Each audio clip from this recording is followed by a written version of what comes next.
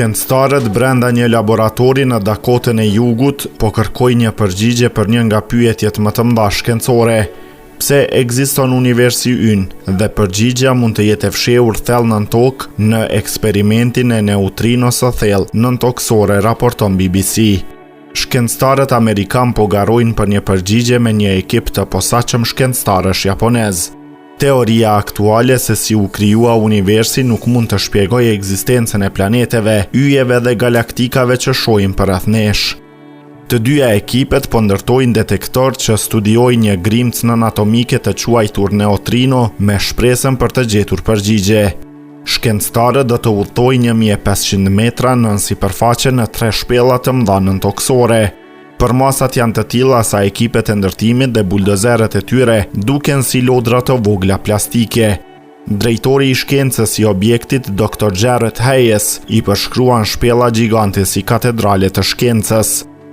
Dr. Hayes ka qenë i përfshirë në ndërtimin e këtyre shpellave në një strukturë kërkimore nëntoksore për gati 10 vjet.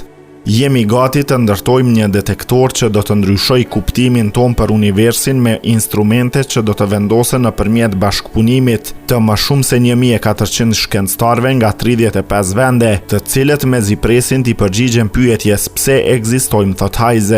Kur u krijua universi, u krijuan 2 lloje grimcash, materia e cila krijon yjet, planetet dhe gjithçka përreth nesh, dhe në sasi të barabarta, antimateria, e kundërta e plotë e materjes.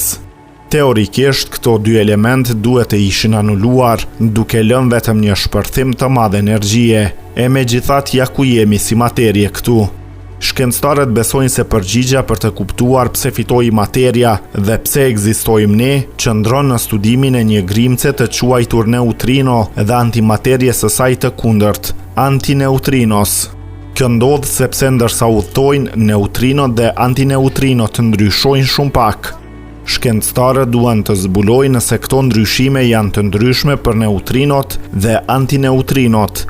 Nëse është kështu, kjo mund t'i çojë ata te përgjigja e pyetjes pse materia dhe antimateria nuk anulohen.